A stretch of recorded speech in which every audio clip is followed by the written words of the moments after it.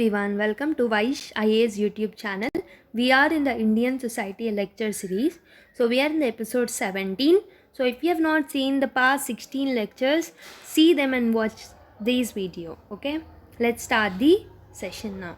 So in today's video, we are going to initially speak about women issues and the manifestation. So the first women issue which we are going to discuss is the female feticide. Okay, and the infanticide, female feticide and the infanticide. And there are different form of violences which are taking place on women, and they are acting as a threat to women independence in identity and dignity. So these are the different forms of violence which are taking place against the women. So first one is the female feticide and infanticide. So there is a survey which went on. The survey is conducted by British medical journal Lancet. According to the Lancet publication, nearly 10 million female infanticides, female abortions have been taking place in India in the 20 years span. In the 20 years span, nearly 10 million female abortions have took place, which is a rampant amongst the educated Indian middle class as well. So even educated women, educated Indians are involving in the kind of feticide and infanticide kind of issues. So there are some organizations like Swachetan, which are working towards educating and bringing awareness in the people against this kind of acts. Okay, and the next problem is the rape, sexual harassment, and abuse. So this will show how much freedom that women have in that particular country. The ranks that country gain in kind of the sexual harassment, the number of cases which we are going to see about the sexual harassment, the rape cases and the abuses will show how much freedom does the women have in the country. So India lack very behind in this because there are many cases even they won't come out of the media, they won't come and complain in the police station. Many are in a very fearful situation of complaining also. There are many cases which are not reported as well. So we can say there is India is not a place which is very safer to women. It is very harsh to women because there are many sexual harassment. If you open the newspaper, you can see many cases in one single day itself. And coming to the domestic violence and the dowry deaths, also violence on women in the family were considered as a family problems, and they were never acknowledged as crimes against women till recently. Okay, it is prevalent in all the classes of society also. They are not coming out and they are not doing legal measures for this kind of issues. They are sitting inside the home and they are feeling that even women have a feeling that they are subordinated to women and they have to listen to their husband. These kind of things are further decreasing the space that women need to have in the society. And the other women issue is the prostitution. A large number of women destitutes or victims of rape who are disowned by family are falling prey to the prostitution forcibly. There are no government programs to alleviate the problem of prostitution. So this is becoming a problem.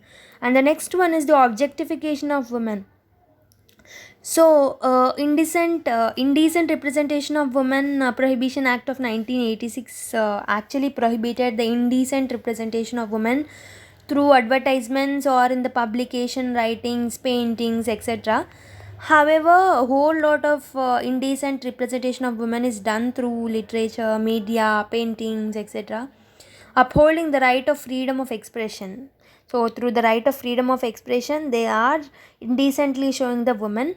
Okay, these kind of things are actually prohibited through the act, but by utilizing the right of freedom of expression, they are indecently showing through literature, media, paintings, and etc. So what are the responses which took place on the women issues? So if you see the women's in the 19th century itself, you can see many social reformers, the male social reformers worked for the women, and organizations. So even the women had their own organizations from the end of the 19th century. Actually, first they came up with the organization at the local level and at the national level later. Before independence also, they fought for the political rights and for the reforms of their personal laws. So they wanted the representation in the politics also. and their participation in freedom movements. Indian women participated in the several freedom movements, actually strengthened the base of fighting for the women issues. After independence, also you can see many autonomous women groups challenged the ideals of patriarchy, the violence against women, the political representation of women. So these kind of issues they took up and they challenged also even after the independence.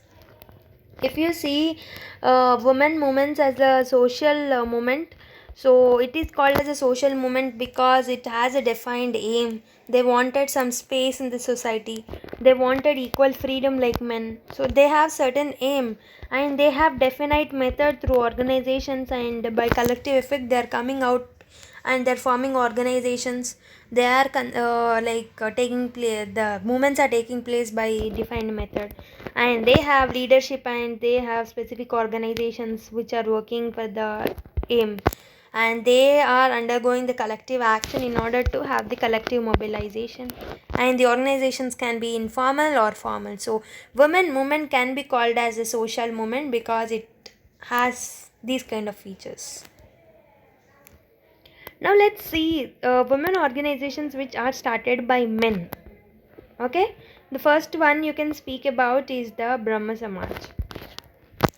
Okay, Brahma Samaj is started by Raja Ram Mohan Roy in the year 1825. It is started in the year 1825, and it has attempted to abolish the restrictions on the prejudices against women, which included the child marriages, polygamy, limited rights to inherit property, and they worked for the education of the women in order to improve their position in the society. And the Child Marriages Act of 1872 was passed, which actually permitted the intercaste marriages and legalized the divorce, and also fixed 14 and 18 as the minimum age of marriage for girls and boys respectively through Civil Marriage Act. So what has happened through Civil Marriages Act of 1872? One is the permission to get the intercaste marriage, and they also legalized the divorce, and also fixed 14 and 18 as the minimum age of marriage for girls and boys respectively. You will be reading about this all in the detail in the history portion, but just to mention, under the women organization started by men, I am mentioning all of them in one place. Okay, Raja Ram Mohan Roy had a very important role in getting sati abolished. Okay, he also worked for it. And the next one you can see is the Prarthana Samaj, and it was started by R.G. Ranade and R.G. Bandarkar in the year 1861. Its objectives are almost same like Brahma Samaj, but remained confined to the Western India. Okay, and the Justice Ranade criticized about the child marriages, and he also criticized the Polygamy Act, restrictions on remarriages of widows, and non-access to the education to the women. These kind of things are challenged by the M.G. Ranade. Okay, the next one is the Arya Samaj. It was founded by Dayananda Saraswati, Swami Dayananda Saraswati in the year 1875. So actually, unlike the above two, that is Prarthana Samaj and the Brahma Samaj, it is not a it is a religious revivalist movement. Okay, it want to revitalize the ancient Hindu traditions. It want to revitalize the ancient Hindu tradition. It advocated the reform in the caste system, and it wanted to work for the education for men and women, and to prohibit the child marriages and the widow remarriages, etc. Okay, apart from all of this, some of the radicals, even after the like ancient India also, some of the radicals like Ishwar Chandra Vidyasagar, Jyotiba Phule, Lokitvadi Gopalahari Deshmukh, they accused the caste system, which is the ultimate reason for the subjugation of women in the society. So they challenged this caste system. Similarly, in Islamic society also you can see Begum of Bhopal, Syed Ahmed Khan, Sheikh Abdullah in Aligarh, they actually worked for the women education. Okay, these are some of the organizations which are started by men. So the male inspired and the male guided organization for women did valuable work in educating the women and giving them their first experience with the public work. While the men wanted the women to be educated and take part in the public activities, but if you take at the same time, they were regarded the home as the primary focus for women. Gender equality was never an agenda for any of the movements which I have discussed till now. They had a very limited perspective of changing the position of women within the family through education, as education could improve their efficiency as housewives and mothers. But they never specifically wanted women, like the women. Okay, so we have come to the end of the video. So we discussed about women issues and what are the women organizations started by men. So in the next class we'll be discussing about the women organizations which are started by women itself. So okay, how women got inspired by the organizations which started by men, which are not full-fledgedly active, but they gave some spirit, some base to the organizations, and some base to the women related issues, in order to fight for the women related issues. Okay, I'll do some small recap of what we have done today. Okay, in today's class I have initially spoke about the women issues and the manifestation, in which I have spoken about the female feticides, infanticides, and I have told some statistics about it, and the rape, sexual harassment and abuse, the domestic violence and the dowry deaths, and about the prostitution and the objectification of women. And then we have seen the responses of women issues, how women came out. Like, we have deeply didn't discuss about the women organization. We'll be discussing them in the next class, but I have roughly told you in which century that in social reformers and women came out for the fighting against the women issues. And I have also spoke about women movements as a social movement, why women movement can be called as a social movement. And then we have discussed about the women organizations which are started by men, like Brahma Samaj, which was started by Raja Rammohan Roy in 1825, which fought for child marriage, polygamy, inherent property, education, and about Civil Marriages Act, and Sati. Also we have spoke about it. And then we have spoke about Pradhana Samaj, which was started by M.G. Ranade and R.G. Bandarkar, and which had a similar objectives like Brahma Samaj, which but was confined to Western India. And then we have spoke about the Arya Samaj, which was started by Dayananda Saraswati in the year 1875.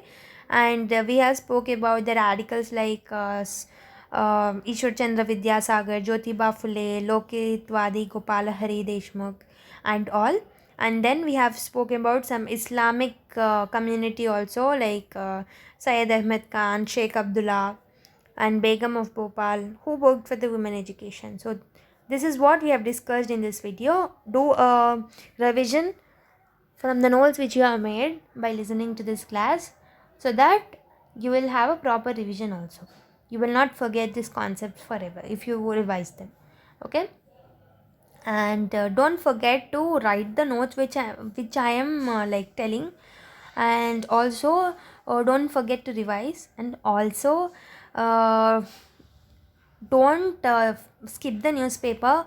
Like, you have to note down the statistics from the newspapers regarding the women related issues or whatever I'm discussing in the classes, so that you can substantiate your points with the examples which are very recent. Okay, statistics in the society is important, so try to pick up the statistics from the newspaper. And if there is some catchy points also, pick up from the newspaper and make note out of them and revise it regularly, then you can score better in your answers. Okay, so if you want to join the test series, you can contact Vaish IAS through WhatsApp. That is 7200681675. It's a WhatsApp number. You can contact by messaging through WhatsApp. And if you have any queries, you can also mail to vaishupsc@gmail.com. Okay. Before ending the video, I want to tell you that you need to subscribe to this channel if you haven't subscribed it yet, and like the video if you liked it, and share it with your friends who are in need of it. So because these videos are available for free, make utilize of these videos, and comment your feedback in the comment section. Okay, thank you everyone.